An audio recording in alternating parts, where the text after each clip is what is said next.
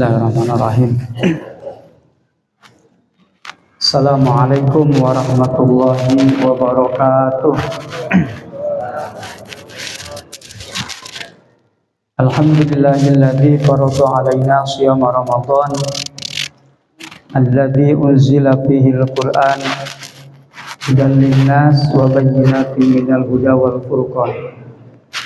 Asyhadu an la ilaha illallah wahdahu la syarikalah wa asyhadu anna sayyidana wa nabiyyana Muhammadan abduhu wa rasuluhu la nabiyya wa la rasula ba'da.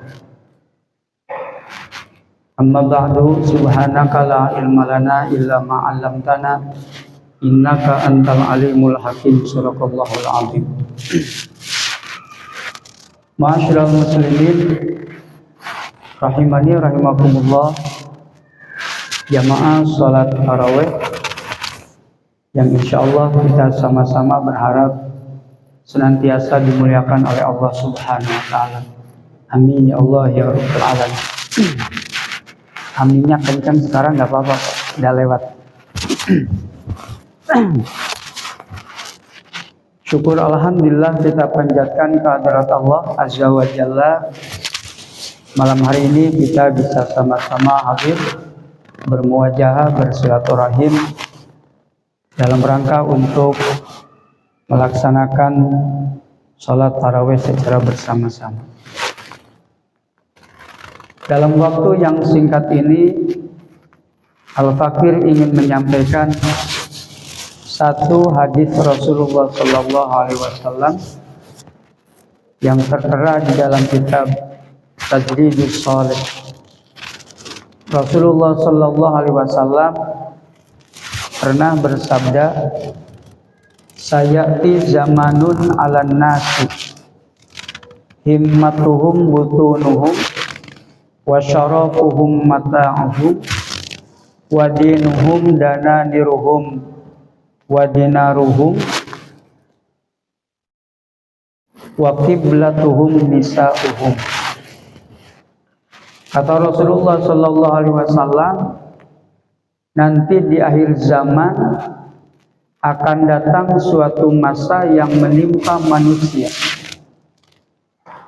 di mana manusia pada waktu itu himmatuhum butunuhum, orientasinya, cita-cita hidupnya itu semata-mata hanya urusan perut. Jadi nanti kata Rasulullah di akhir zaman itu akan ada suatu masa di mana manusia pada waktu itu orientasinya, cita-citanya itu hanya sebatas urusan perut. Apapun yang menjadi kegiatannya, apapun yang menjadi aktivitasnya, itu sangat diukur oleh kepentingan perut. Bahkan urusan apapun, termasuk urusan bernegara, itu pun sangat ditentukan oleh urusan perut. Kemarin waktu pileg dan pilpres yang menerima bansos ilegal itu kan hanya sekedar urusan perut. Persoalan ulama, kiai memberikan fatwa, memberikan gambaran, harus begini, harus begini, datang aja serangan fajar, nggak dianggap karena urusan perut. Termasuk kita mau sekolah anak ngambil jurusan ini supaya nanti kerjanya di sini, supaya gajinya gede, itu persoalannya hanya urusan perut. Semuanya nanti akan diukur oleh kepentingan perut, kata Rasulullah. Ini mungkin hari ini sudah terjadi di mana-mana. Semua yang menjadi orientasi kita ini adalah urusan perut. Semua. Yang pertama. Yang kedua, wasyarafuhum mata'uhum. Kemuliaan seseorang itu nanti di akhir zaman akan diukur oleh banyak dan tidaknya harta yang dia miliki. Kalau jadi orang kaya, insya Allah dihormati. Makanya hari ini yang jadi pemimpin hari ini kan nggak pinter-pinter banget, Pak. Yang penting banyak duit jadi. Malah kata mantan ketua partai P3, siapa namanya Pak? Romo Hurmuzi, dia bilang pemilu kemarin itu menghabiskan uang 496 triliun. Jangankan manusia, dengan 496 triliun, jangankan manusia, monyet pun bisa jadi pemimpin, kata Romo Hurmuzi. Jadi kalau sudah urusan wasyarafu matam, kemuliaan itu diukur oleh mata, diukur oleh harta. Kalau orang kaya baru dihargai, dihormati. Hidup di Jakarta setahun, 2 tahun, 10, 20 tahun. Kalau udah kekayaannya banyak, peduli amat dia apakah hartanya halal atau tidak, nggak jadi masalah. Dihormati. Termasuk, mohon maaf, yang ketiga kata Rasulullah, wadinuhum dananiruhum.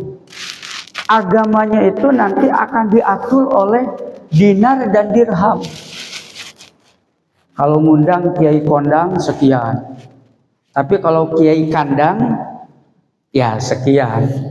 Bahkan kalau kiai kondang itu mau ngundang itu jauh sebelumnya itu DP dulu 50%. Saya punya temen yang sering ngisi di TV One, mungkin tahu bapak-bapak. Itu kalau ngundang dia 50% itu 6 bulan sebelum pelaksanaan ceramah, 50% tuh harus masuk DP.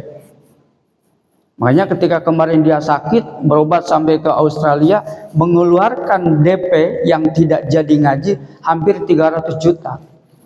Itu DP dikembalikan ke masjid dan ke orang yang ngundang dia, karena tidak sempat ngaji karena sakit.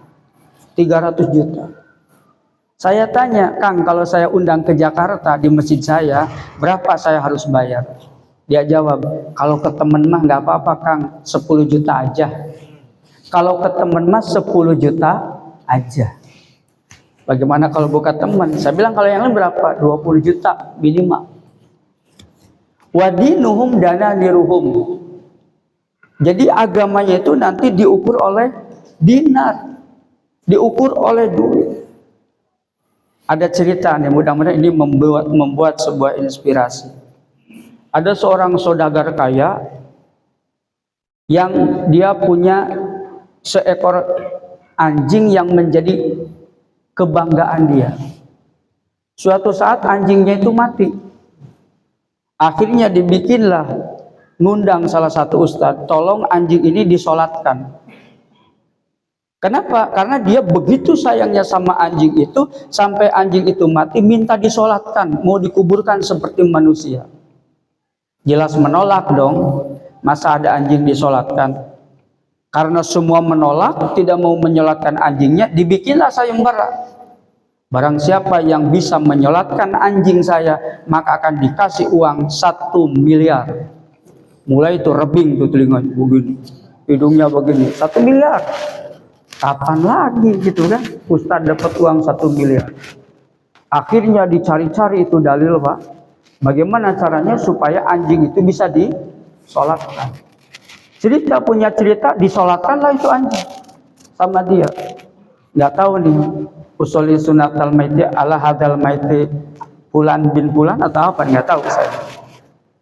Disolatkanlah di situ. Selesai disolatkan, masyarakat di situ demo sama kiai. Mengapa Pak Kiai kok berani menyolatkan mayat anjing padahal tidak ada ceritanya dan belum pernah ada hukumnya?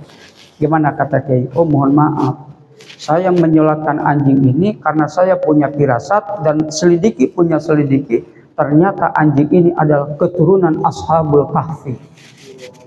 Keturunan anjing Ashabul Kahfi. Maka saya menyolatkan karena ini anjing yakin ahli surga. Itu namanya apa? Dalilut. Kalah dalil minta gelut. Namanya begitu. Artinya apa? Dari cerita ini, rusaknya agama itu bukan hanya karena perilaku orang bodoh, tapi banyak hari ini rusaknya agama itu karena disebabkan kan orang-orang pintar yang ngaku kiai, ustadz, alim, al-fadil dan lain sebagainya, tapi kelakuannya nggak jelas. Menghalalkan yang haram, mengharamkan yang halal. Banyak nggak yang begitu hari ini? Banyak. Maka agama itu kata Rasulullah nanti akan diukur dengan dinar dan dirham.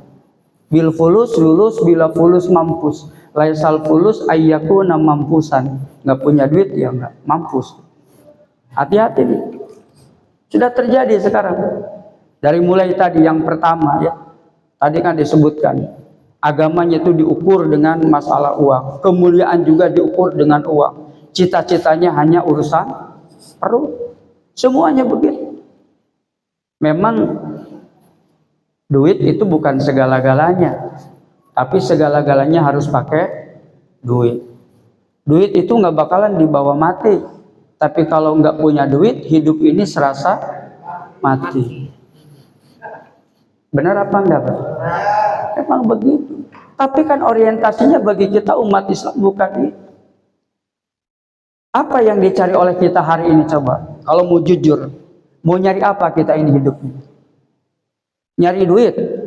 Anggota dewan itu di tempat saya ada yang habis 5 miliar. Anggota DPRD nggak jadi, Pak. Kalau memang dia nyari duit, kenapa ya 5 miliar itu dihambur-hambur? Nggak jadi. Bayangkan coba. Bahkan di daerah Bandung Selatan ada calon anggota dewan tidak masuk, habis 2 miliar, gantung diri di pohon aren. 20 meter naik dulu ke atas, baru gantung diri. Nyari apa kita ini sebenarnya? Nyari duit. Kalau memang nyari duit, kenapa itu dihambur-hambur? Nyari kemuliaan hidup. Ingin banyak duit supaya disebut orang kaya, supaya dimulia, dihormati, dihargai. Padahal orang yang mulia itu di sisi Allah itu hanya orang yang takwa.